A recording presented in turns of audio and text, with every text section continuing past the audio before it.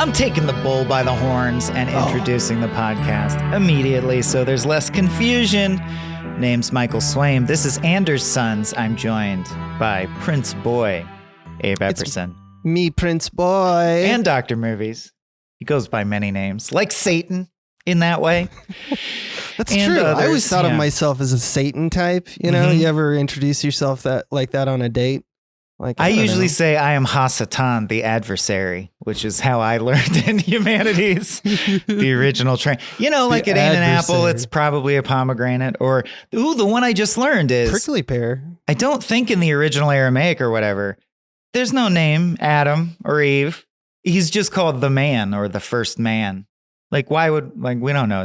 I was about to say, why would we know his name? But why would the guy turn water to wine? So what are we even doing here? What are we doing here? Although it seems like a misstep because like the man and the woman did they refer to each other as like, hey, man. Yo, man. Well, if there was only one, the woman. Maybe. Yeah.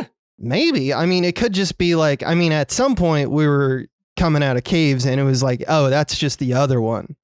You know, like you didn't really need names until we had like, okay, now there's 5 or 6. Yeah. And I got to tell that guy to not jump into the river. Yeah. You know, like so his name will be Goink. Or what you'd pick it's the original meme, dude. Language is the original meme. I imagine different cavemen pointing at a rock and being like, Bip. And another one's like rock. And they're like, oh, rock. And then more say rock. And they're like, I guess that's it. I guess rock is sticking. That's the rock's going to stick. That sounds pretty good. Easy to say. Yeah. And then here we are with Rick Rolls. With Rock French Dispatch. Rock Rolls. Rock Rolls is what I should have said. Didn't write down the year, which I usually do, but we're nearing the end of our Wes Anderson filmography. We have 2 left, including this episode. So after this, it'll be Asteroid City until one of the 2 Andersons. One of the 2 make another film, which I hear is on the way. So we'll be picking this up, but it'll be special kind of presentations until, we all die. Do you have the year on this offhand? This is 2021. There you go. Wow. Okay. So beginning of pandemic, important. No, I don't think that affects us, but we dissect the films on this deep dive cast through 3 lenses. Democracy. Hey, remember to vote, people. Diegesis. I was vamping while I fished for the word. Diegesis, pedagogy, and how do you do that? That's right. You want to kick off Diegesis or jump in? I want to kick it off, dude. Okay. I can kick off this one. Hey, let's just alternate sections since this one's, that way there's no confusion. I like that. All right, cool. So I'll take like the intro or will I take the cycling reporter? Oh, take intro as well as local color. Yeah. All right. So the first thing we get, as we almost always get in a Wes Anderson film, is an elaborate title page, right? Because they read like novels. And this one is: the following film consists of an obituary, a brief travel guide, and 3 feature articles, all from the French Dispatch, in parenthetical, an American magazine published in Ennui, France. That's it. Just saying, here's what the movie is. And we find that this editor-in-chief, Arthur Howitzer Jr., played by Bill Murray, has died of heart stop, and it's 1975. And we're kind of doing an obit for him / movie. Angelica Houston narrates. So the idea is that he was born to a newspaper publisher, and when he was young, created a magazine, the French Dispatch, which covered like whatever, culture, politics, art, fashion, food. Quote, as Angelica Houston says, he brought the world to Kansas. And this is all shown over basically the assembly of a random day in the random lives of these people who organize this newspaper. And we follow it's actually, I think, a quote to a Jacques Tati film, Monocle, but it's like there's this waiter who kind of gets all their drinks and is taking it to them. So we're kind of seeing as a fly on the wall what the heck this magazine is about. And so this is kind of narrated post his death. There's kind of no time in this because we don't even know who the narrator is as a character, but we see him as alive, but we're being told he's dead. and according to his wishes expressed in his will, the publication of the magazine is immediately going to be suspended, following one final farewell issue, which 4 articles will be published. Basically, what people have been writing for the magazine's, kind of release. They're going to release those articles, but then there's going to be obituary, and then, they're going to close up shop. And the bellhop kind of brings the drinks to the offices of the magazine, and we kind of get a tour of the people that work there and the quirks. Blind writers who write what other people see, a writer who never puts out an article, a lady who loves grammar, et cetera, et cetera. And then we kind of get our first section, which is the cycling reporter, which is, I believe, just a brief travel guide is what this It's called Local Color in Brief. Yeah. Yeah. And it's a snapshot of a city by Herb Saint Sazerac. Fine. Just love the names in these. And he kind of walks us through 250 years of history. This is just like an exposition dump. It's just one detail after another of quaintness that kind of forms this Western European town. And we're talking France, not modern France, the France like pre-World War II France, which is, they had to find this place because it's absolutely beautifully, cobblestoned, like small village that they kind of exist in. It's perfectly Wes Anderson. And he walks us through these kind of 250 years of history where things have changed, but not really have changed much. New people, kind of old places. He talks about the traditions of this quaint French town. Like they have an insane rat, cat, and worm problem. There's a gang of choir boys. That's a fun detail. There's a district of old people, quote, who have failed. A shopping mall is being built, but not much else has really been modernized. And we kind of jump between his article being narrated, the Owen Wilson part, and the edit of it. At the end of it, Murray kind of suggests new directions. And one of the things that he says, and one of the things that Angelica Houston said about Bill Murray, is that he has this kind of adage that he'll always say to writers as the editor, quote, just try to make it sound like you wrote it that way on purpose. And he says that here. And that's kind of, is there anything you want to add about this section? Just that in case it wasn't clear, because it helps my mind palace if I was listening. Mm-hmm. Basically what we'll get is a story one of the reporters wrote, and then Bill Murray in real time giving them some edits, and then we turn the page. Yeah, they kind of all operate the same way. They're all formatted that way. Here's the source material. Here's his here's how it impacted Bill Murray. Yeah. And his other big catchphrase is no crying. We should mention no that. Crying. Yeah, there's at one point it's emblazoned above his door and shit. And then lastly, just because you mentioned it, always take the opportunity to say Jacques Tati, my main touch point is a movie Playtime that Abe showed me in his capacity as Dr. Movies. And, I am, I think, somewhat blue collar when it comes to foreign film and black and white movies, where I do have that regular guy chip on my shoulder. I'm like, I bet this is boring.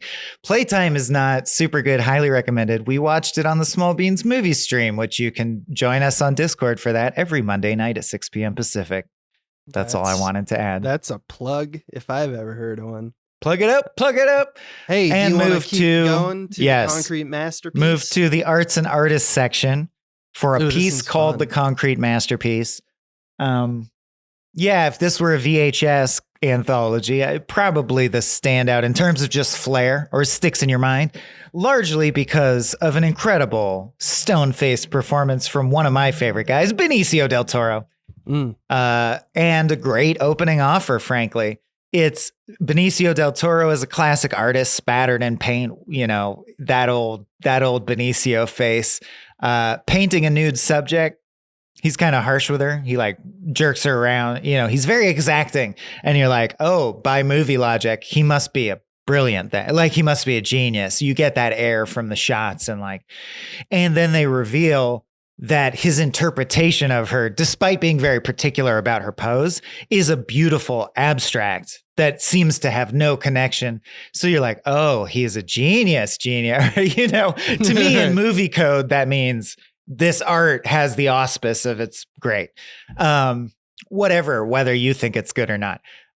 He's obviously genius. And then the offer, the hook C, is we pull out and a prison guard puts a straitjacket on him and they lead him through a prison thing and close the prison thing. And then, of course, it freezes and he goes, I guess you're wondering how I ended up here. I'll flip you. I'll flip you for real. And we go and we see how we got to this situation where a brilliant artist is in jail. I also want to point out that the nude model that he's painting is the prison guard. Sorry. Leah Seydoux, is a prison guard. When she puts her clothes back on, it's like, oh, that's the reveal. Even a trippier offer, is that she is his prison guard. And it's almost, you're like, is this abstract, the movie? Or like, how did this situation come to be? And you also ask the questions of what's their relationship? What is going on here? Yeah, it's a great first offer. So then we get his whole life story with the framing device of Tilda Swinton, who is an art curator, collector, and lecturer, giving a lecture on his importance as the concrete masterpiece in question. I don't think it's called, it's called, his titling style is very dry. So it's called like Cell Block J46 mural on South Wall or whatever.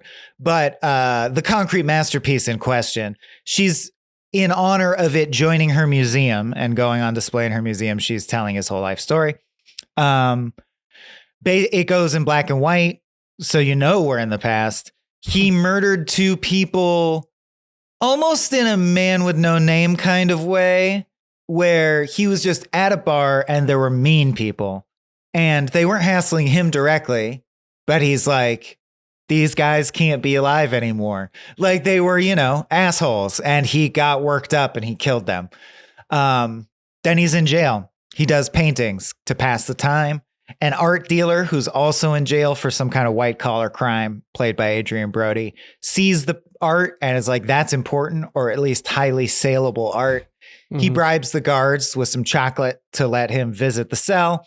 And he says, if you've seen The King of the Hill where Peggy starts welding propane tanks together, it's the same speech. It's mainly about marketing. I see the value of your art. It's beautiful, but you have to work with a guy like me who will package it properly so that other people see that you're a genius, or you won't ever make money. You could make so much money, you could earn your freedom. It's America. Celebrity will buy you, like, stick with me, kid. I'm going to make you famous. And he goes, I didn't paint it to sell it. And he says, everything's a bit, if you don't want to sell it, don't paint it in the first place. Everything that exists is immediately a commodity. So we get how this guy thinks. He pays him $250,000 for the painting that's in his jail cell.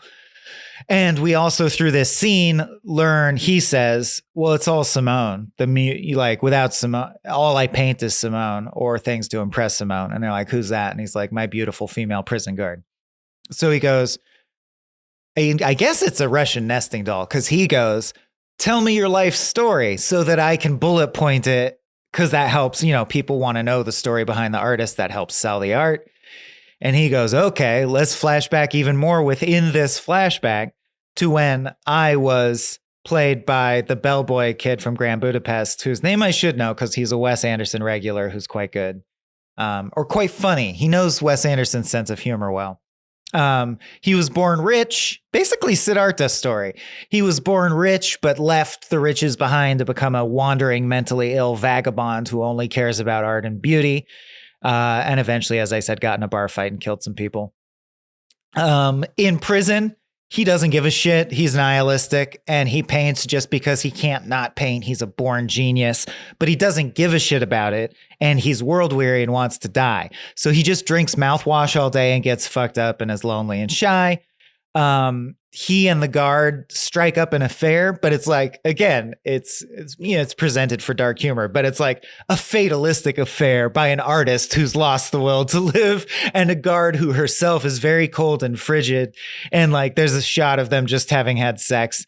And she goes, I don't love you. Not really. You have to know that. And he goes, please marry me. Won't you marry me anyway? And she's like, no, but we'll have sex again tomorrow. And their whole relationship is poetic in a grim art way, like almost like it's a performance piece. I wanted to add two things. Yeah. One is I really like the conversation between two of them where he does this weird reversal where he's like, I love you. And she's like, I don't love you. And he's like, how do you know?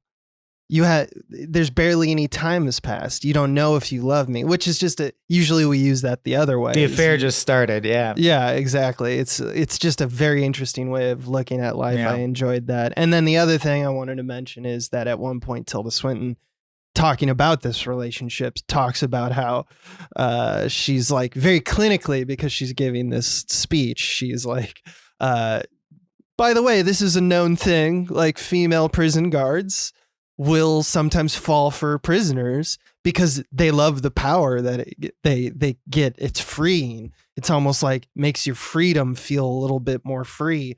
And she's like, and it works on me too. Yeah, she's like, I think it's hot. I would fuck this dude. So I just think it's funny that Tilda Swinton would. And also we see, which I think is cool, sort of in silence, the justification of how you're like, how, if you're a cynical art person, like I kind of am. Fuck you, Jeff Koons.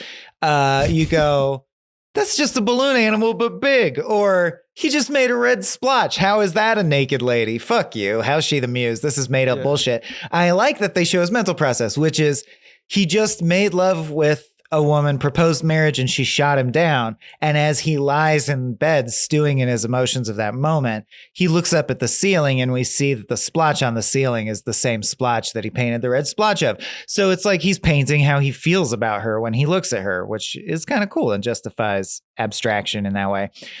Anyway, Adrian changes his whole business model because he's like, whatever I was, Russian iconography of Jesus or whatever's out. Abstract shit is in. This guy's going to lead the way, refresh us in the marketplace. He's going to be our flagship artist, and we're going to start booking abstract artists. That's our new business model. He tells his partners amazingly, they do nothing special, but it makes my heart swell to see that it's Bob Balaban and Henry Winkler. Love that combo. Wish they did a vaudeville tour of just like talking to each other. And then he goes, look at it. Do you see Simone? See the girl? No. Well, trust me, she's there.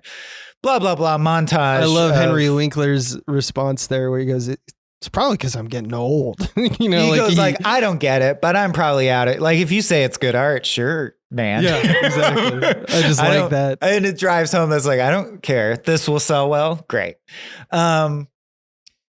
He gets so famous and important to the art community that there's strings pulled to get him a new parole hearing. And through the reading of charges, we find out information that was withheld, which is that because it seemed like he just tackled them or jumped off camera and a fight ensued, like maybe a fist fight. And you're like, maybe smashed a bottle on their head or they got hit on the bar. Well, the blood hit. There's also a blood spatter, but you don't understand. He decapitated them with a meat saw. He really went for it. Their argument for his parole is that the first decapitation was an accident and the second one was self-defense. Right. Like, how do I not decapitate the second guy? He's obviously going to kill me. I just decapitated his friend. And then he goes, but this man is an artistic genius. Surely there's some kind of double standard we can use. Right. But no. Parole is denied. He will never get out of prison. That's settled. So they pursue his career in prison. He's the famous, brilliant, tragic prison artist. That becomes his brand. He uses materials from the prison. He uses, to a magical realism degree. He uses pigeon blood for red paint. He uses dirt for brown paint. He uses soap powder for blue paint. And he paints these amazing abstract murals that everyone falls in love with. Adrian Brody gets hella rich. Simone becomes famous and magazine spreads are done about her, like the one we're reading now, supposedly. she becomes famous for her ability to stand nude in uncomfortable positions for long periods without giving a shit. Like she's the ultimate ice queen. Right. And his perfect muse, he can't paint without her. They become this interesting oddball, cause celeb of the art community. One night, he becomes despondent, breaks into the electric chair room and sits in the electric chair and says, I have writer's block, painting version. It's torture. I'm literally a tortured artist. Kill me. Basically, and she comes in and is like, you're being over dramatic, you piece of shit. Get out of the electric chair. And he goes, no. And she shocks him just a little and then goes, when I was 16, I lived as a fucking dirt farmer with 16 brothers and sisters. How dare you? So she's not just his muse, right? We just get, basically it's a portrait of their relationship. She also keeps him on his toes and keeps him on the straight and narrow and is like the person who slaps him and is like, snap out of it. You owe the world art because you happen to be a genius. So that's what you fucking do. Go make the art. And she also challenges him. She says like, oh, you have, artist block. How about you take this time to create your masterpiece? And he goes, okay. Yeah. So he paints his masterpiece, which is a series of 10 abstract panels on the wall out of the whole cell block. And they all show up, I think, including Tilda at some point. But like Adrian, we catch up with the present moment because this is his latest piece. And they look at it and Adrian Brody is like, it's a fucking brilliant. I'm going to make $1 billion. And then in quick comedic reversal is like, wait, is it on the wall? Wait. On the concrete wall, you fucking asshole. We can't. And I like that it's, of course, this procession of this cause and effect. I can't make money off this. Therefore, it is worthless. This art sucks. I look at it and I just see shit smeared on her wall. Mm-hmm. You brainless moron. You fucked me. And like they're the woman who kind of is footing the whole bill is kind of like, well, we can kind of just take the wall. And he's like, ultimately, it's fine because they carve the wall out like a Banksy. They just take the wall. I love that Brody has this immediate turn to, I was sorry about all this stuff. He's like, I'm sorry about that asshole shit. Obviously, it's great. I see it that it's great. Yeah. America knows this. But also, I don't want to say funny, but a fucking bizarre moment is it cuts back to Tilda giving her lecture and she goes, for the record about the bone saw thing, he should have been in jail. He was crazy. I met him once. He tried to rape me. Anyway, back to the story. Right. Yeah. Yeah, like he was a violent maniac, but good at painting. But they were also lovers, apparently. So it's all fucked up. There's just a bunch of, which is funny because she sets up the story of saying we have this kind of idea of what an artist is as someone who's this, and like we don't have artists like this anymore. These kind of people walk around with black eyes and punch each other and fight and stuff like that. And she has this romantic version of it. So she's both terrified by it, but also like finds it very intriguing, which I think is what you probably be if you're like a high art, curator. Oh yeah. I think victims of SA people often find it intriguing. I think that's the word they would use. Moving on as Tilda blithely does. I kind of buried the lead in the sense that we cut back to the prison because it's presented out of order and see that before the wall was removed on the day it was unveiled, the prisoners riot, both impassioned by the painting itself, but also seized by the what a financial opportunity. Why are we not a part of this? Why does he get released from jail just because he put these splotches on the wall?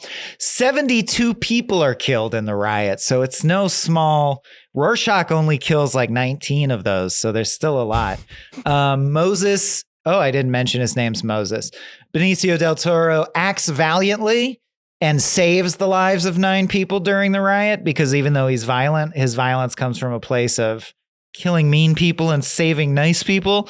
And then he gets pardoned because of that and is put on permanent house arrest, gets to become a, real artist living in a house with a studio attached and make his art for the rest of his life. Tilda bids on the wall, wins the bid, puts it on in her museum, gives the lecture about it. We zoom out of the museum to reveal that it is in Kansas in the middle of a giant unidentifiable cornfield. Hence it being covered in this magazine, which I also think we didn't mention, only covers the events of the Kansas area where it's headquartered and the Kansas area that publishes it and the French place where the headquarters is. That's what they focus on are those 2 cities. I also love Go ahead. Well, there's just this one detail that they don't.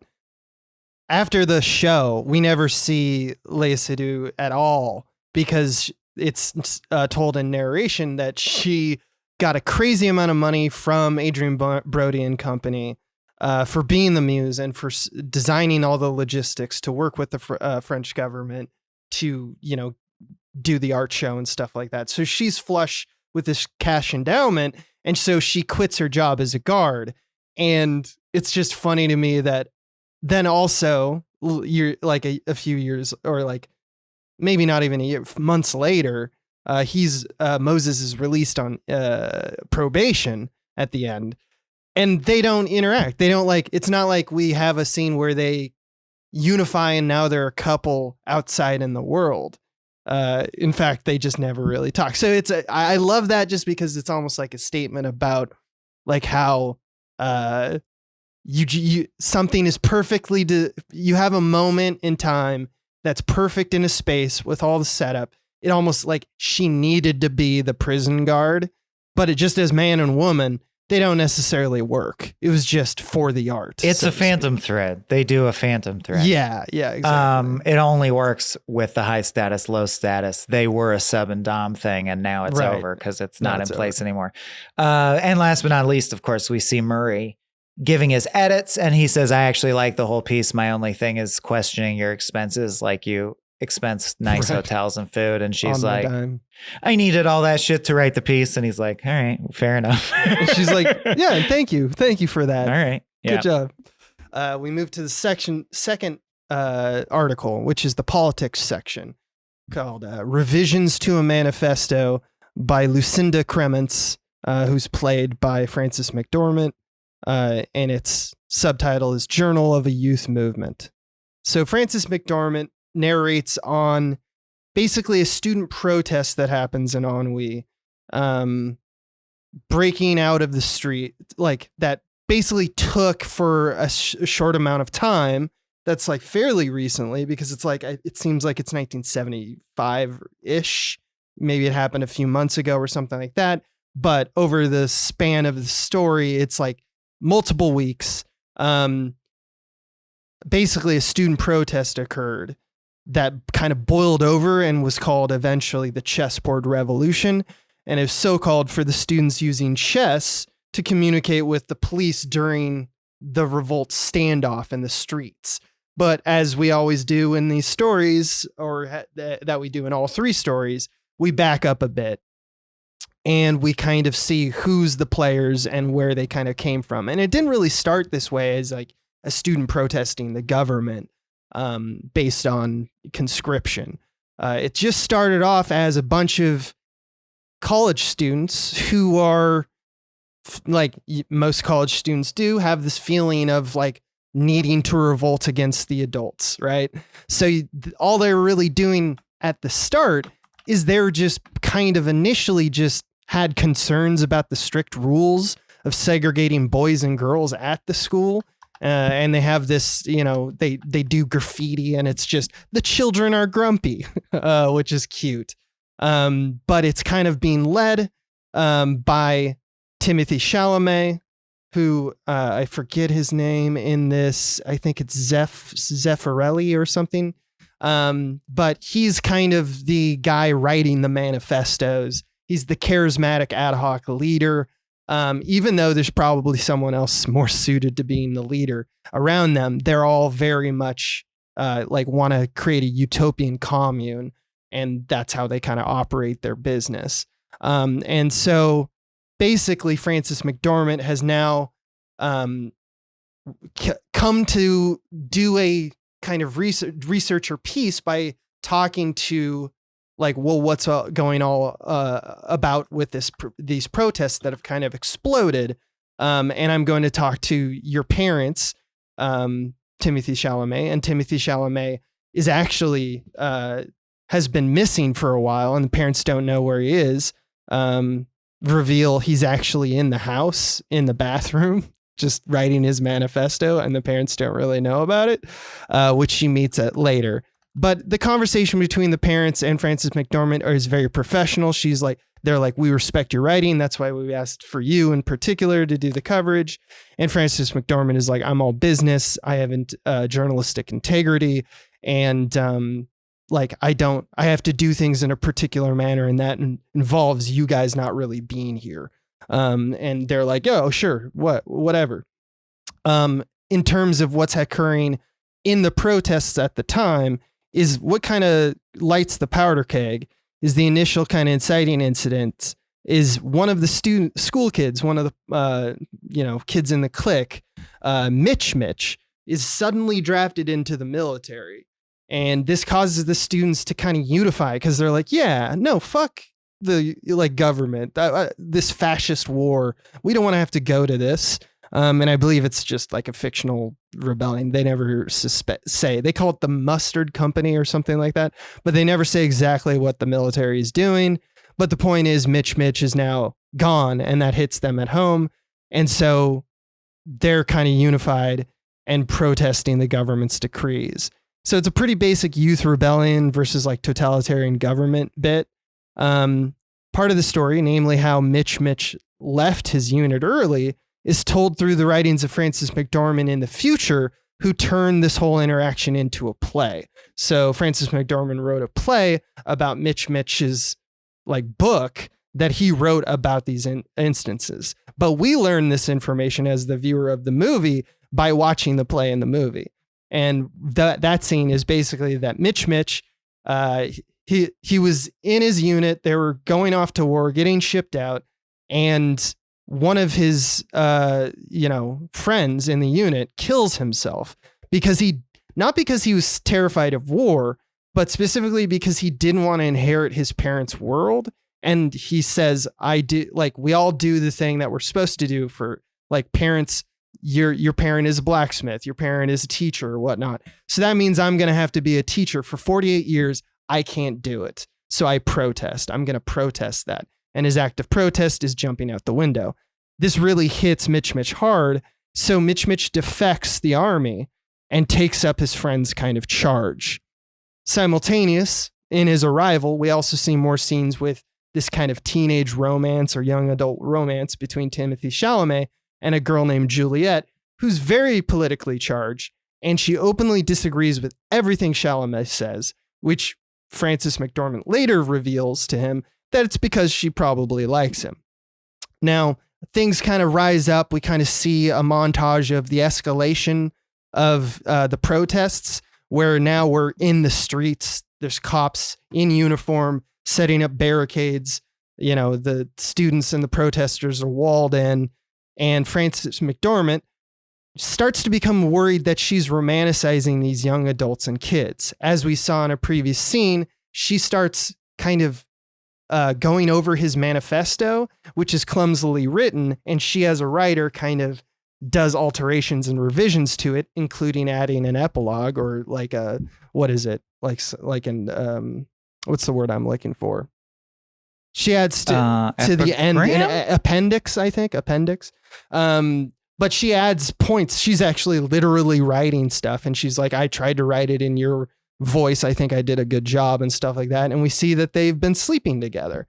When this is not being revealed to the world, but Juliet starts to kind of think, you're kind of in love with this woman, aren't you? In a scene where we're doing the protests, we're doing the kind of these chess pieces of, I think the chess is supposed to be that in order to keep them busy, like keep the kids busy and not doing damage and everyone's kind of bored, they're just doing chess moves and playing each other from a distance. The kids hold up these, boards that say like knight to rook or whatever. And then over the loudspeaker that the police have, they answer back.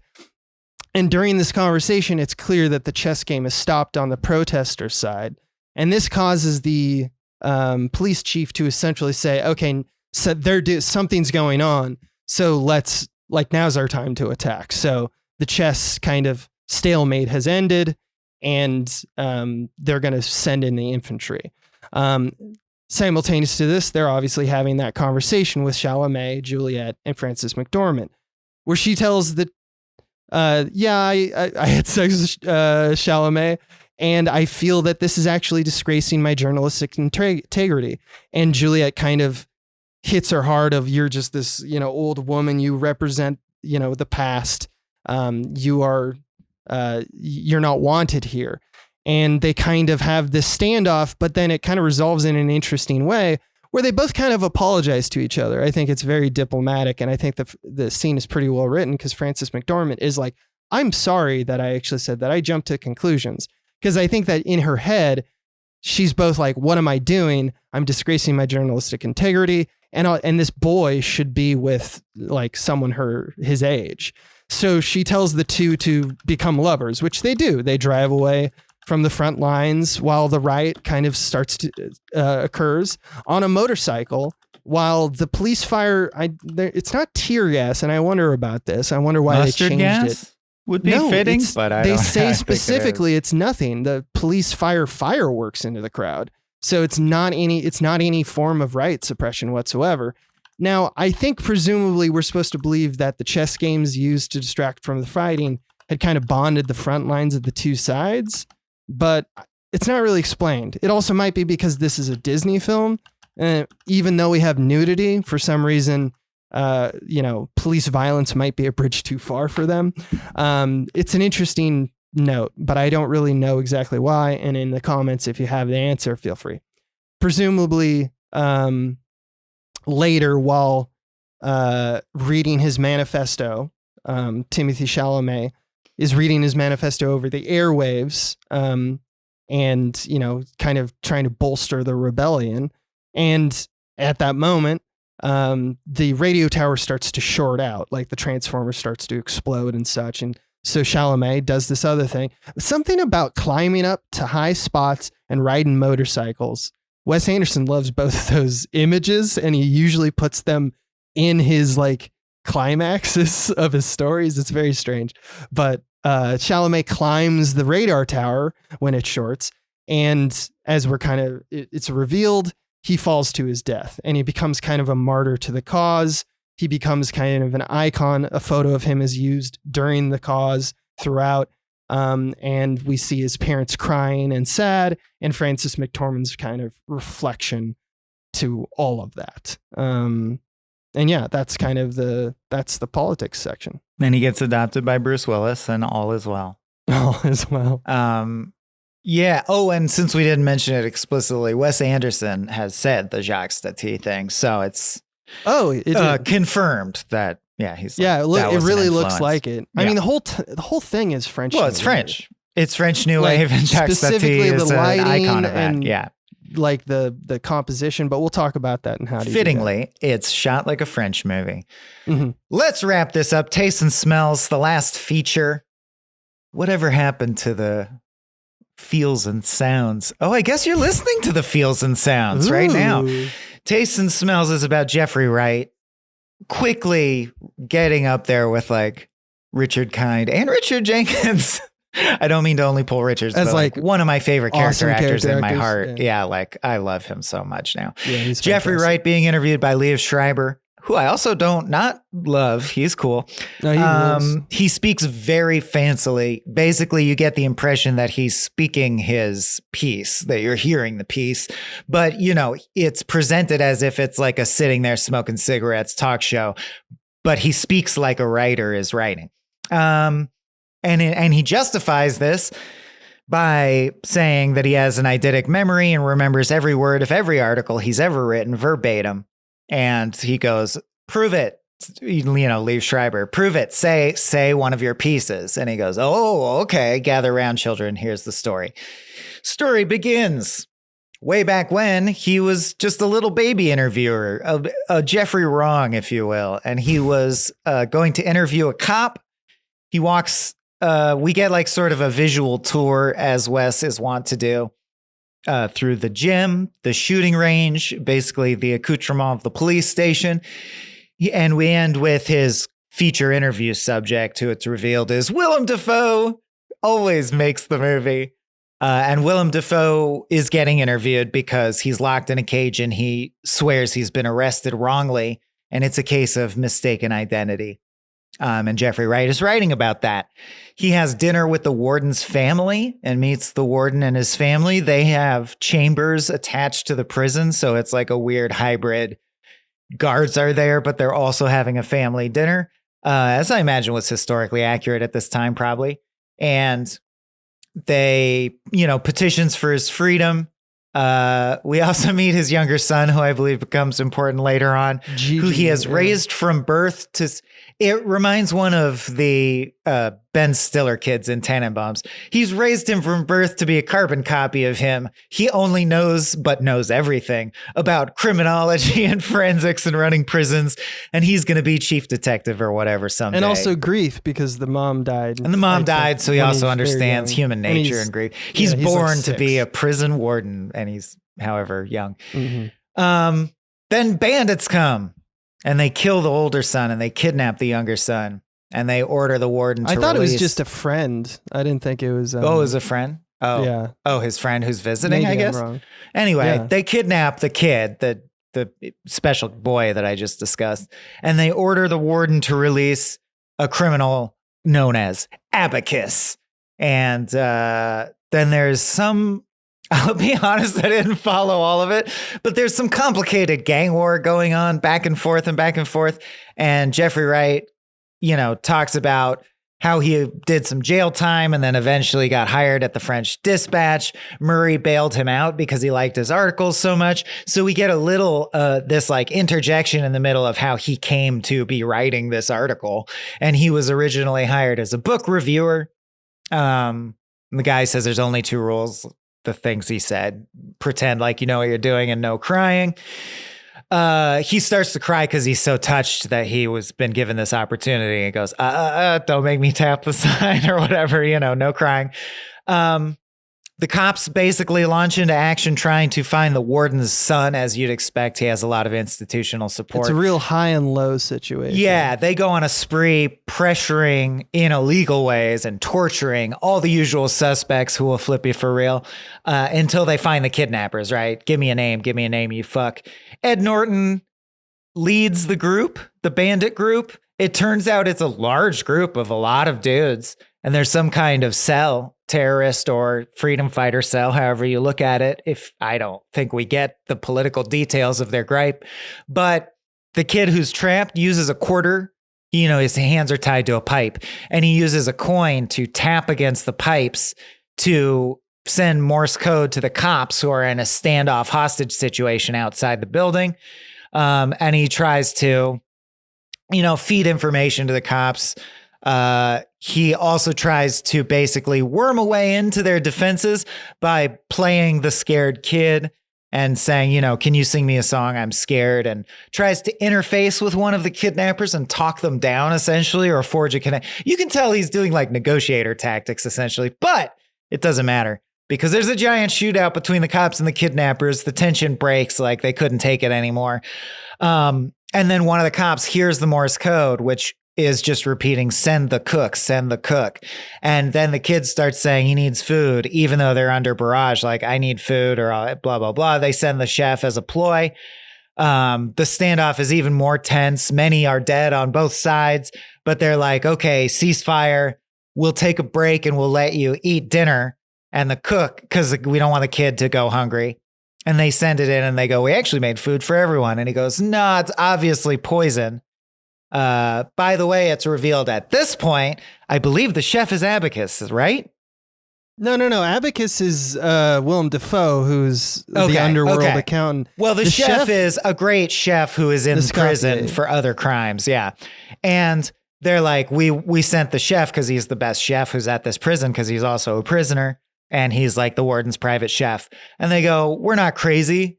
Obviously, you would poison it, and that's how you could win this situation. So the chef also has to eat some. So the chef sits and eats with them, and they all eat dinner, and then everyone dies, including the chef. And it turns out the chef traded his life for the boys. Or did he? Because the cops break in and give him the Pulp Fiction adrenaline shot to the chest, and he wakes up. Well, they also say he survives because of his superhuman culinary past. Sure, so he's special for some reason as well. Special for Ed Norton, the leader of the kidnappers, makes his final stand and flees with the kid because it turns out they both just didn't like that kind of food, so they didn't eat it. They hate radishes. A joke from Freaked, my favorite forgotten comedy. Radishes. The guy who's a giant worm doesn't get cured because he doesn't like coconut macaroons. Anyway, there's a car chase.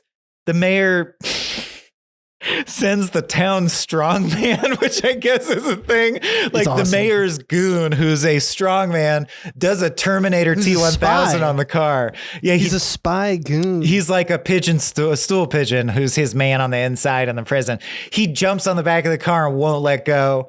The kid jumps from car to car into the cop's safety of the cop car. Ed drives off the cliff. The strongman. This is all animated, by the way. This is all animated, which I was going to bring up later, but it's fine. Budget. The strongman does like a magic triple backflip that only a circus strongman could do and jumps to safety as the car flies off the cliff. Defoe, I thought, became the unwitting fall guy for the whole debacle and got jailed. But correct me if he did do it.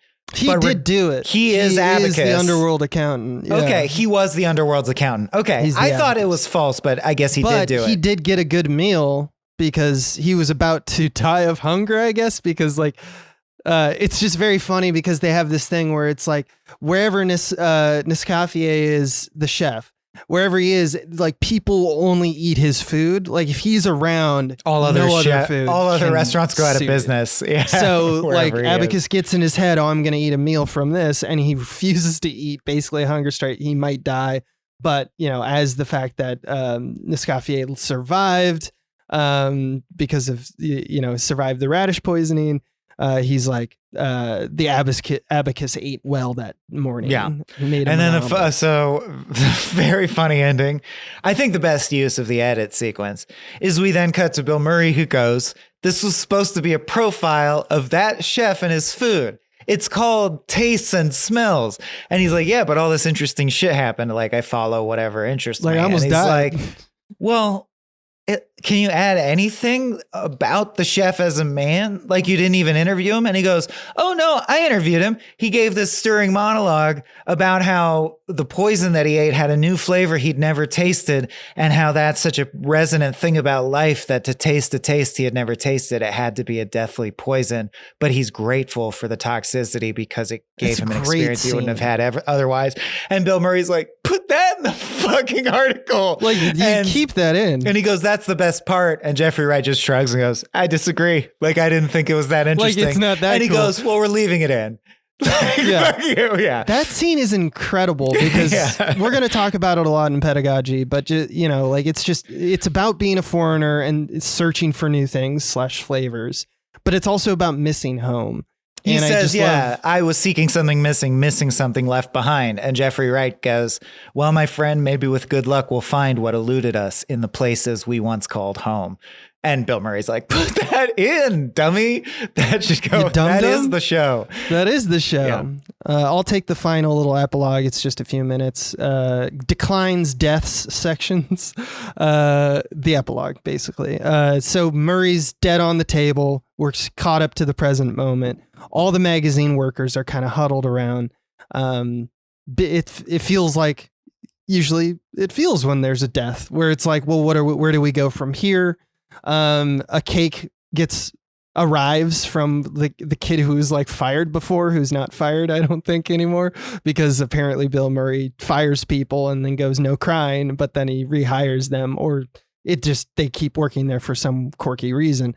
Point is, he brings a cake because that's the cake that Murray was going to eat because it's like birthday day, I guess, in the office where they celebrate the group birthday of everyone that month or whatever. So now we have Murray dead on his own desk and everyone kind of huddled around as you get the feeling that this is where they normally sit for like their editorial meetings.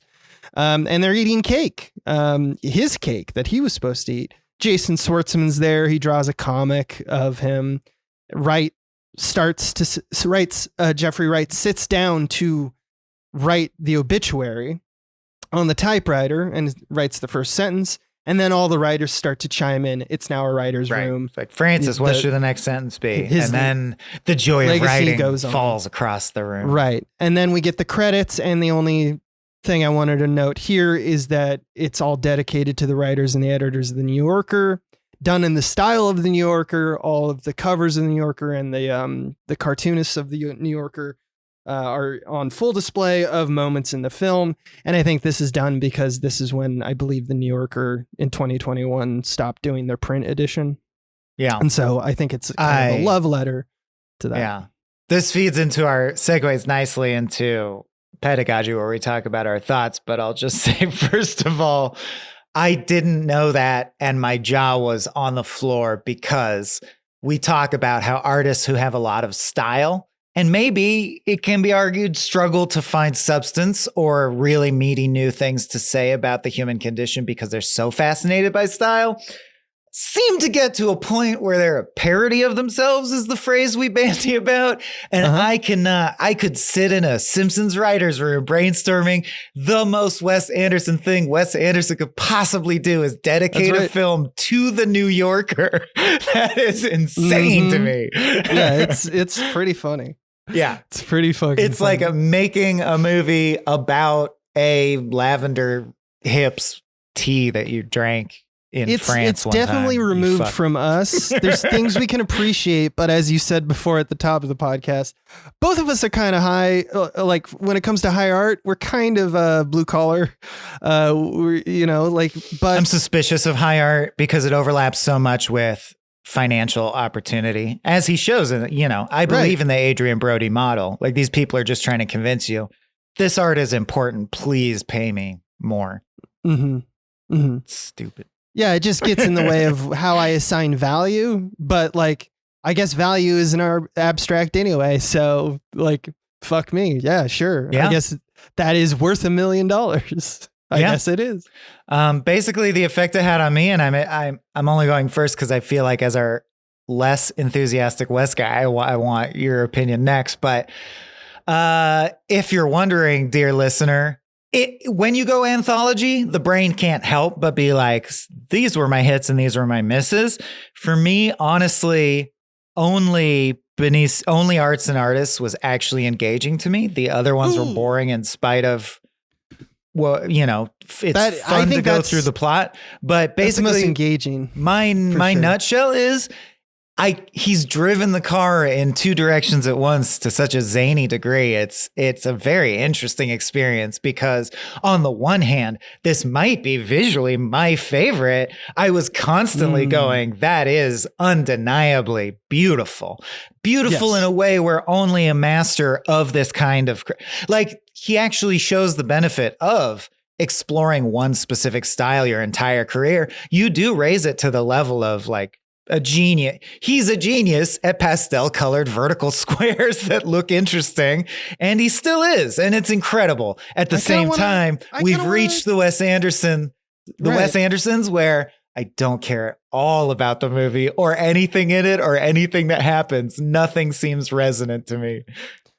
Yeah. Okay. So here's the thing, and not trying to be contentious for the sake of a better episode. And the jokes aren't funny. The jokes aren't that funny, although I would say that some of the writing is some of the best it's ever been. The poignant writing, yes. The poignant writing, the writing as if like you're a wordsmith, maybe because I'm a dummy and I'm like, to me, that was, I couldn't stop eye rolling. I'm like, then go fucking write for the New Yorker, dude. Yeah. Like, I don't need a wall of text that proves that you can write fancy. Writing fancy is the last refuge of the person who actually is not a deep thinker. To me. Yeah, I like that. I roll my eyes at it. But this is one of my favorite Wes Andersons, and it's kind of for some of the reasons that you mentioned. This is weird. It's okay. It's not nearly as impactful or original as something like Royal Tenenbaums. And it's no secret that I'm not a huge fan of Wes Anderson. His stories have never connected to me, namely when he talks about dysfunction. And that might be one of the reasons I like this one more because that's a little bit less, that's kind of skirted under the rug. It's more like writing is nice. Journalists are interesting. I find his characters are overwrought with mystique and dialogue. It's too mumblecore for my taste, but there's no denying that, like you said, he's a true craftsman. His pictures have always been beautiful. And I would add on top of that, because you said that it's like, well, he's honed his craft about being pastels and flat walls. It's true. He still uses the same techniques that he's always used.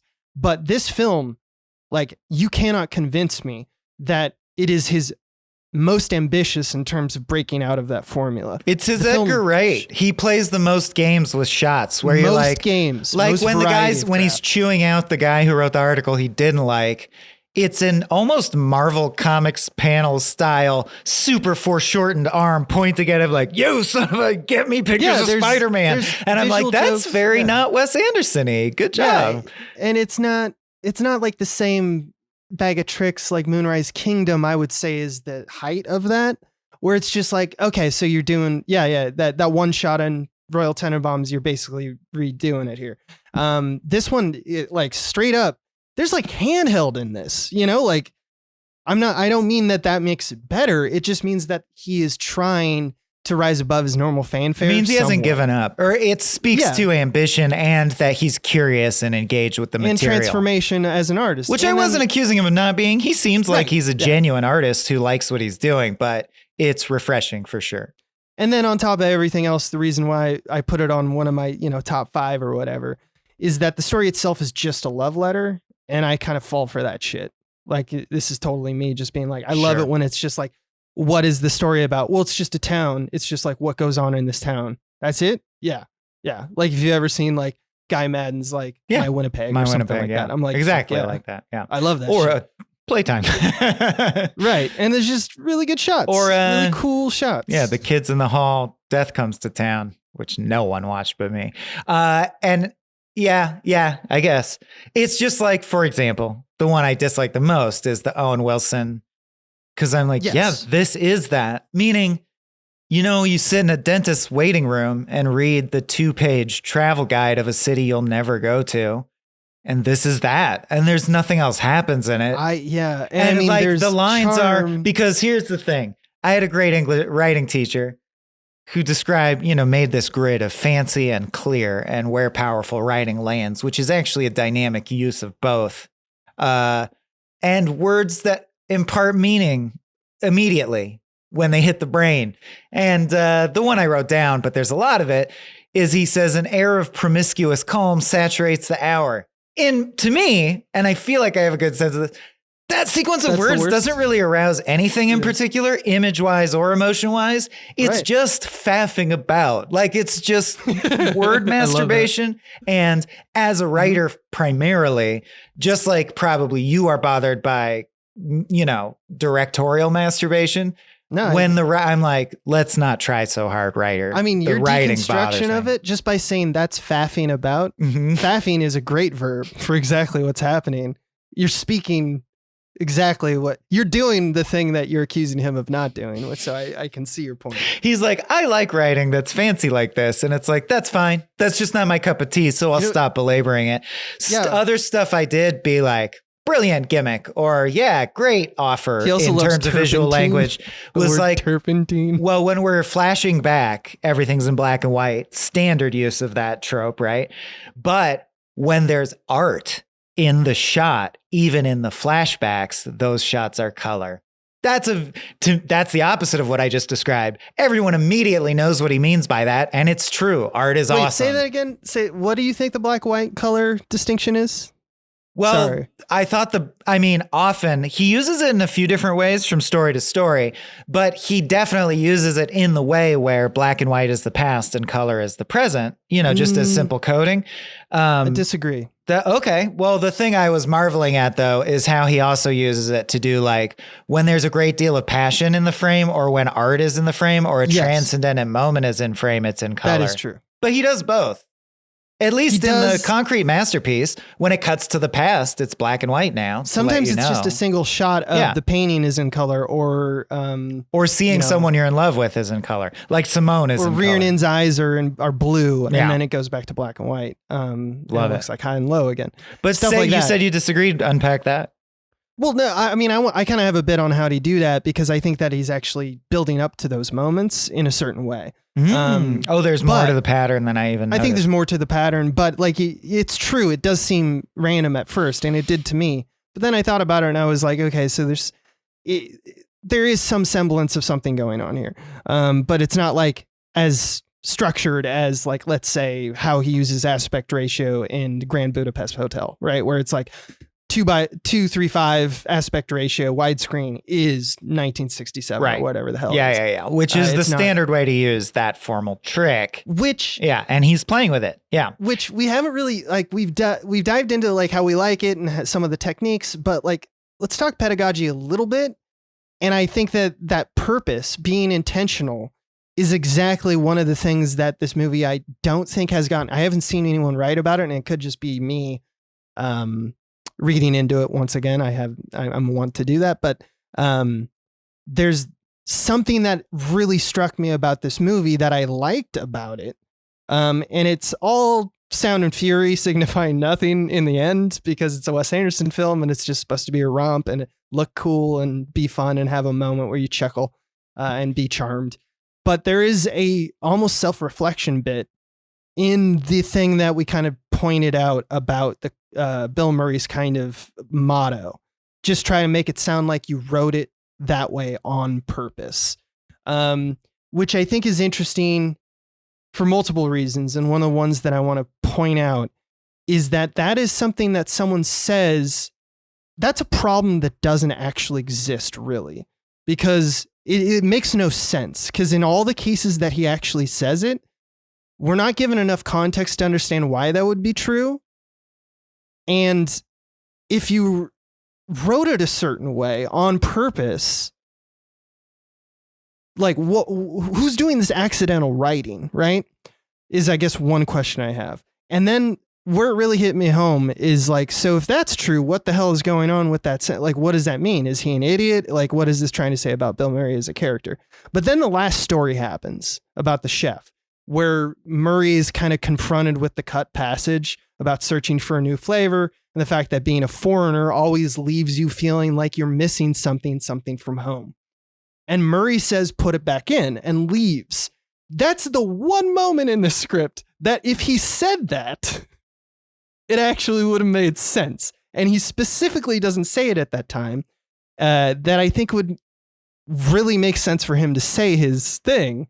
And I think it's because the second part is very personal to Anderson, who himself is an immigrant. He lives in Europe and he's from the Americas. So it's like, I think that's one of the moments where it's like not writing a thing or like building up a system and then not paying it off. Right. Is kind of like a bittersweet, like beautiful, like brush stroke. And just, I wanted to point that out. Just to balance the eye roll side of that coin, which I think, it's interesting that we swapped, but like, obviously all is there in the eye of the beholder to pick out, but to consciously pick out the eye roll side of that, it's things we've discussed like, it's a writer writing about writing. And in fact, if you read the metaphor, he's talking about himself as a filmmaker. I'm the artist who brought the sophistication of France and brought it to Kansas, right? Yeah, that is Wes Anderson. Writing is like eating poison, but it exposes you to, in this film, I'm trying new things, which might be uncomfortable,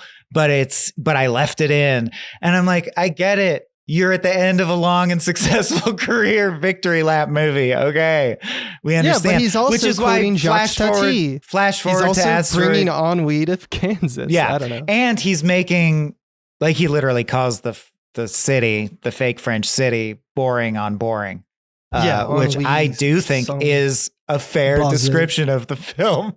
Yeah, I think and I would say as to the point of the innovations, the filmic innovations that he's putting on display, I really feel them for the first half. And then I really feel like they dry up in the second and third story. Like I do feel like he stops doing them. I think the second story is a little like, And he starts to do more and more of the stuff that makes you go, wow. Or, if you're a huge Wes Anderson fan, these are the hits. A lateral shot with people as living tableaus, a plane that cuts away like a dollhouse and we see all the rooms of the plane, a little number in the corner that goes up as people bribe each other.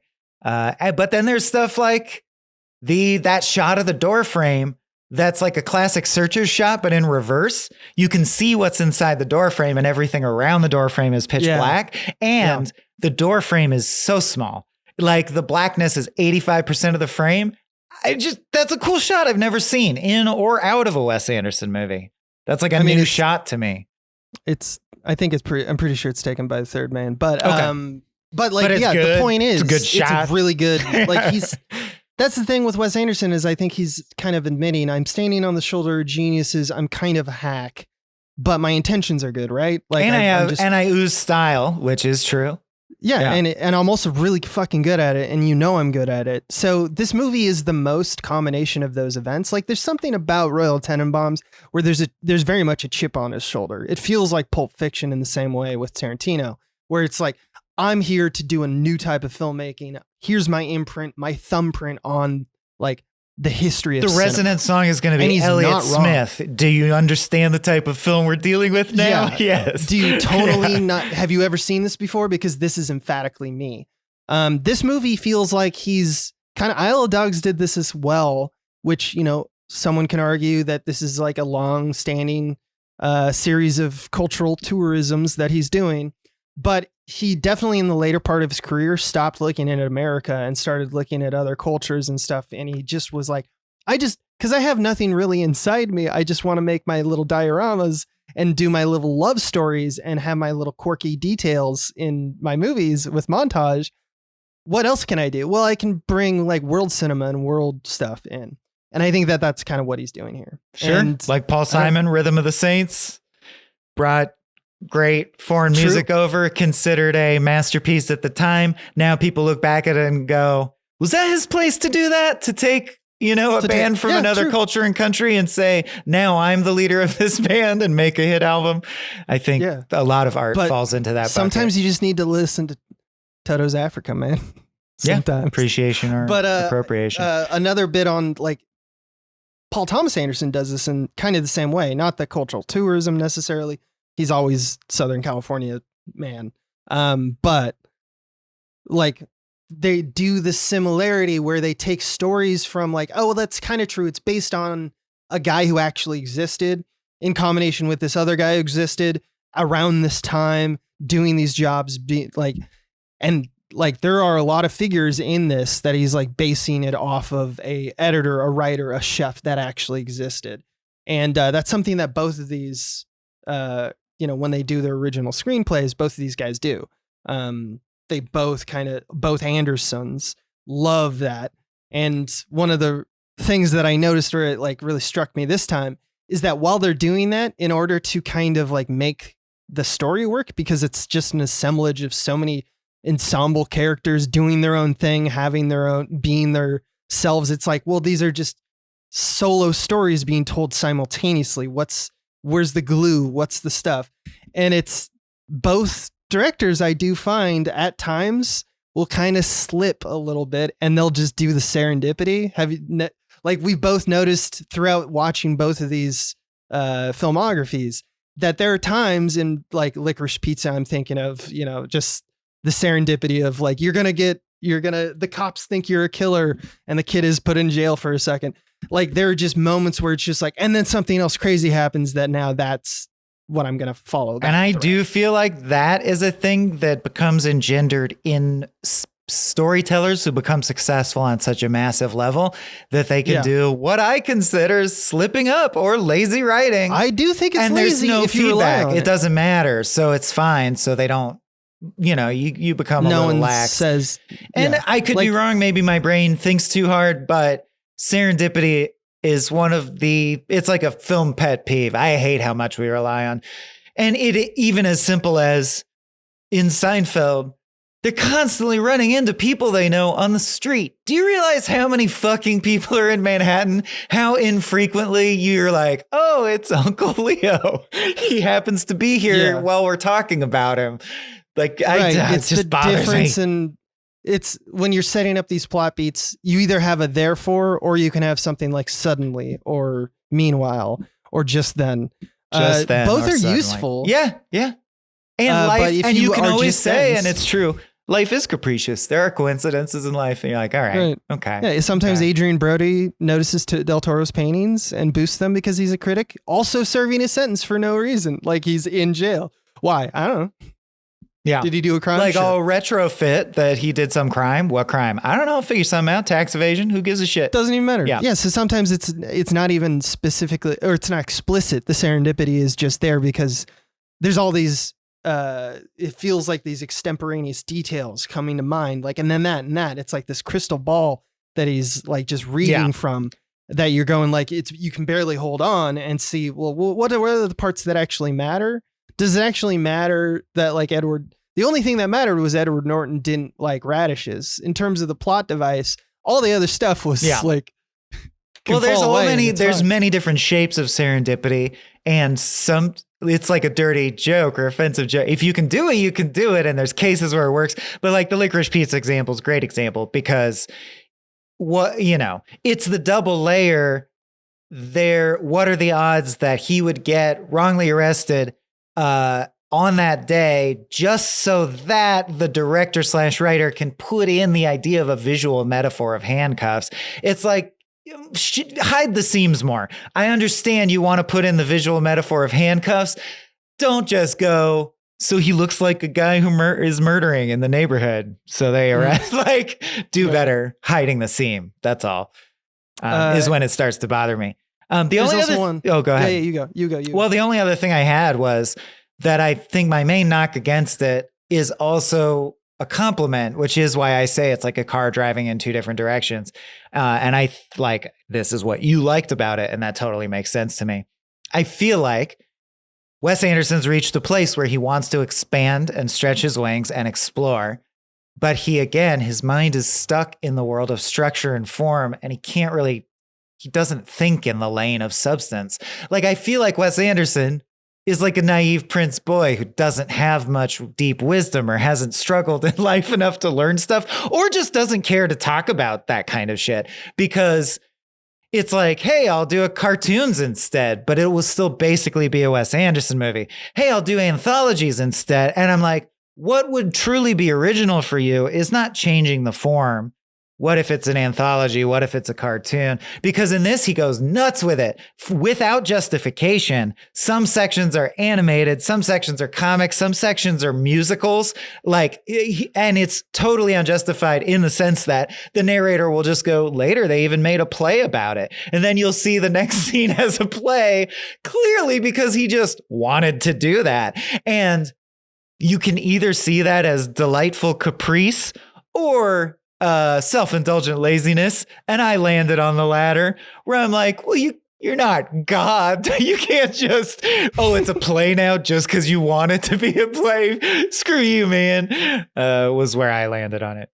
Well, I think there's an apt quote taken from the second story, the Timothée Chalamet story, that kind of, I think, pulls in the direction of what you just said, which is when Frances McDormand has narration talking about reflecting on these rebels, these child rebels, not child, but young adult rebels.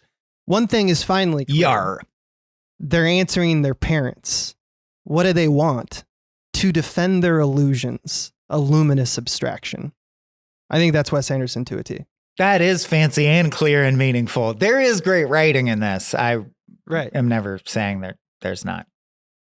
No. And as much as either of us might shit on him, podcast. Yeah, there's a reason he's still better than 90% of people who have directed a film ever. Like, there's a Mm-hmm. I got no axe to grind. That's what this podcast has really shown me. I used to kind of have an axe to grind. I was like, I don't want to be that filmmaker. Well, that's different from saying you like fuck that filmmaker. Just go do your own thing. Yeah. Anyway. Let's go to How Do You Do That? How Do You Do That? Right? Yeah, which is mostly trivia, but also Abe, as in his capacity as Dr. Movies, will sometimes, or Reverend of Film, will sometimes break down like, hey, he shot it this way because it means this. You got one? Yeah, well, I mean, we kind of talked about a lot because we jumped around. But you mentioned the black and white thing. The black and white, which I'll talk about. I just want to really reiterate the shot variety more than any of his other work. Like, it really dawned on me, and I really think that rewatching this after you've seen like Royal Tenenbaums or, rewatching this one. Moonrise Kingdom. Yeah, like it hits different because he really is trying.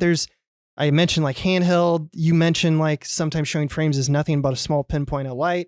But let's talk about the contrast lighting, the black and white and stuff like that. It was shot on 35 millimeter, which is very Wes Anderson. It was based off French New Wave films in terms of the composition and the lighting. Just because that's what gives it its look, like, so it's like very Jean-Luc Godard kind of style, which is kind of not very contrasty. It's the stock that's doing most of the contrast work. I'm sure there's some cinematographer out there who's going to disagree with me on that, but look at his other films and tell me that he's not using soft light more than he's using it, or he's using soft light more in his other films than he's using it in this one. Because he's mimicking a 1960s form, which used less soft light. Point is, let's talk about the black and white. You mentioned how it seemed kind of random, and I do agree with some of that policy. But, or it seems to be him as the god of the movie universe pointing a wand at, like, that's important to me. I should really say lack of a policy. Like I mentioned, the Budapest Hotel using different color palettes and aspect ratios to signal a time. But in this, black and white, I think, is usually used to signify the concept as like you mentioned, moments where Simone is like punctuated as a muse. And I use that term punctuated because I think that that's the purpose of why black and white exists. It is beautiful on its own, but in the same way that when the Wizard of Oz jammed you with color in the first 5 minutes and you were jammed, don't tell me you weren't jammed. Even as a 2024 person, you're going, oh shit, I just got jammed. He's using that apparatus, I think. Anderson is doing the thing where he'll keep you in black and white for long segments and then flash you with color to remind you how actually beautiful things are for these people. And I think that that's a really cool tactic. Whether or not that's intentional in the moments he chose, they seem to be doing that. Like another one is, Tilda Swinton with the paintings, and then it dollies back and it's like, oh, there's corn everywhere. Like, that's a shot that I could argue the color improves that shot. So, like it's corn, or, that like there's this drab kind of concrete wall that exists in Kansas that actually has these beautiful colors on it. It's a nice stark, color contrasting image. But I think there is some wisdom in the idea of like, you give someone something and you let the audience acclimate their eyes to a certain, whether it be pacing, editorial style, or color, or darkness, or brightness. We've all been in a movie theater and it's been a dark scene, and then suddenly someone goes outside and it hurts your eyes too. And I think using that as a textual effect as a filmmaker, where it's like, oh, that snaps me out into a new space. You actually affected my brain with a tactile response. That's not used enough in movies. It's just really not. And it's one of the powers of the particular medium. I would argue that he's doing that in this. Almost every time he flashes you with color, it's after a prolonged section of black and white. So how I can't help myself but say those are exclamation points, those are punctuation marks. And I thought that that's pretty cool. Hell yeah. Love it. Also, Anderson does this thing, and this is probably going to get you eye rolling so hard. And I kind of eye roll at it too, but part of me is kind of like, fuck yeah, which is Anderson used very classic methods for shooting the scenes, actually ones that would be used in like the 60s and 70s. So like, for example, the crew would use scaffolding and put camera equipment on ropes, rather than something like they would use typically in a Wes Anderson film, like a Technocrane, because they have the money, which is this very fancy industry standard crane that can get you most shots, and very high up, very low, stuff like that. He would use golf carts and transport cameras with just like trucks and stuff, rather than camera cars that are like designed to stabilize the camera. And I think you see it. Like, there's a shot of the police traveling through the narrow streets of Ennui with their lights flashing that feels like Assassination of Jesse James, like when the train slams into the camera, because there's something really cool about the lack of polish, that it's just like, oh yeah, the camera jerked in that weird way. Yeah, well, you typically don't like that, but when you add it to a moment, sometimes it makes the fucking moment. So I do respect Anderson for doing shit like, let's put it on ropes and have two dollies like move it with their hands, because that's how they used to do it in the Warner Brothers era. You know, it's like it's very it's interesting all for him to affect, but choose. if you get this chance to do cool shit and you have the means, it's fun to do. So like, why can't you just do stuff for fun? Totally. And because it's cool. Yeah. Totally Also, good reason to do stuff. And in fact, or, everyone loves it. Or a piece of the trivia is that if you collate all their press appearances, every member of the cast mentioned, including the regulars, that this was the most fun Anderson they had worked on thus far, because there was so much rain. They're like, today we do this crazy, today we'll do this crazy thing. And they said way more than his previous films. He had them fuck around and add their own ideas and improv. It sounded like he just wants to have a fun time and make a very self-indulgent movie with his friends. And I'm like, great, but it is self-indulgent, and I see that. And it's got diminishing returns. This budget was $25 million. Box office was $46 million. So it's not like he's doing his gangbusters. If I made $21 million off of something, I'd be pleased. He still needs people to be like, we want to see the next Wes Anderson thing, which I think we're starting to see. I haven't seen Asteroid City, but we're starting to see kind of that. It seems like the response to that is less enthusiasm.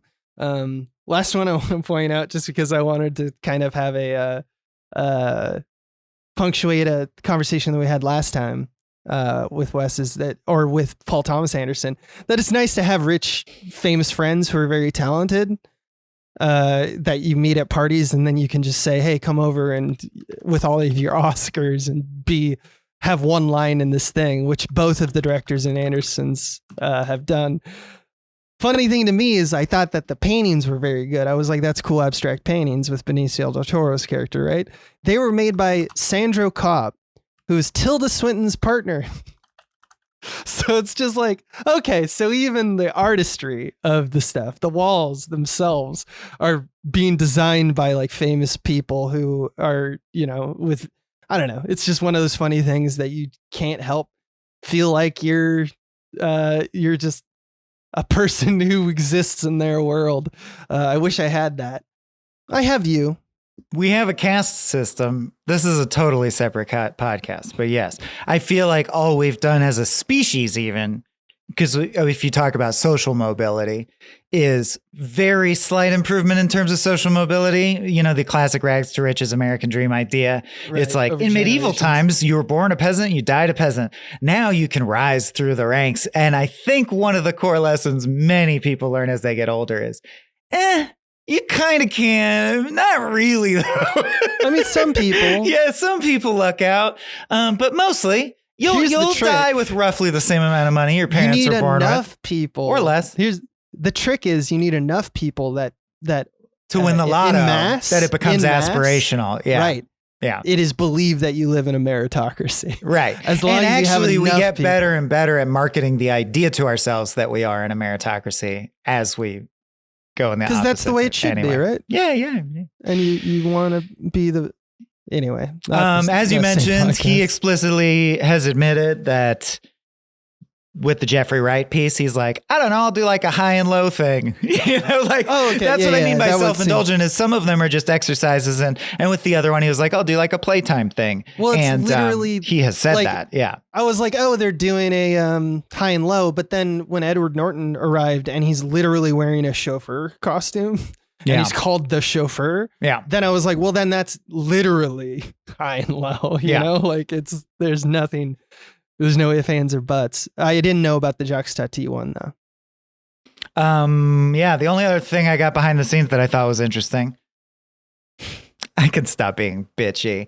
The film received a 9-minute standing ovation when it premiered. I'm like, that's a bit much. Was this at Cannes? Yeah. They all get them. They all do that, and it's just a sign of respect to a beloved director. Yeah, like really the Horizon, the Kevin Costner film. Oh, I thought you were going to say they made a Horizon Zero Dawn movie. I missed it. No, it got a 9-minute standing ovation. Yeah, that's what it's called, right? Yeah, the Twisted Metal movie got a 12-minute ovation. Yeah. And then the last thing I had is, when Tilda Swinton says that Moses Rosenthaler's core thing that he paints about is his loneliness, the shot is him painting from life to children in a natural backdrop. And if you look closely, his painting's photorealistic, but he's removed the children. So he's alone. I did like that's cool. I like that visual idea. Yeah. There's some cool stuff. Sometimes like the like he still kills it when it comes to production design. Like production designers and set decks, they're all so fucking good. Like there's books during the Tilda Swinton thing where it's like on the left of frame because you're looking in a doorway and there's like a piled up, like, or not piled up, but like books stacked on top of each other that are clearly the books that she's written, and some maybe that she's just inspired by, but they tell a very distinctive story of like, if you look at those books, you know what she studies, who she is, what she writes about, what she reads. And it's just like, damn, that's like a great way to put that in the frame, have it legible such that you can read it. And it's not like you have to like zoom in and enhance, you know, it's not an Easter egg, but rather it's something that anyone, if you just look to the left slightly and read, you would get an insanely cool little detail. So it's not quite an Easter egg, but it's just kind of hidden in plain sight. I love when he does that. Love it. That's done. Done with it. Love it. We are. Hate it. As I said, the last episode of this run will be in 1 month's time. We'll cover the other Wes Anderson because there was not a Paul Thomas Anderson in between. Licorice Pizza is his most recent. 2023's Asteroid City. I haven't seen it. Mike, you've seen it, right? I've seen it, and I'll just straight up spoil. In my opinion, that's like okay, so you tried everything you can try in the French Dispatch, and you've done everything you can do that comes natural to you. Now you are out of things. You're done. You are out of ideas. So look forward to that attitude on the next episode of Anderson. Which isn't that's interesting, just because I thought I was like getting there when I was like Darjeeling Limited, Moonrise Kingdom, Grand Budapest Hotel. I was like, he's got nothing else. And then he had the animated ones. And I was like, okay, there's something there. I really liked Grand Budapest personally. And then, I don't know. I like the French Dispatch a little bit better, but we'll see. We'll see. I have a feeling Asteroid City is not going to be my favorite. But we'll see. And then we'll be back to the works of Stephen King. And then in time we for the fly new year. Into the sun. Yeah. And then we'll die. And then we'll die. This has been a Small Beans endeavor. We're a bunch of pals who make podcasts, sketches, music, web series, and movies. The Beans always have new ideas percolating, so make sure to check us out at patreon.com/smallbeans. That's patreon.com/smallbeans, where you can browse all of our current and past content, see what we've got planned in the future, and learn how your support can help the Small Beans grow into huge, giant monster beans. If you enjoyed this content module, please like, rate, subscribe, or tell a friend about us. We love you.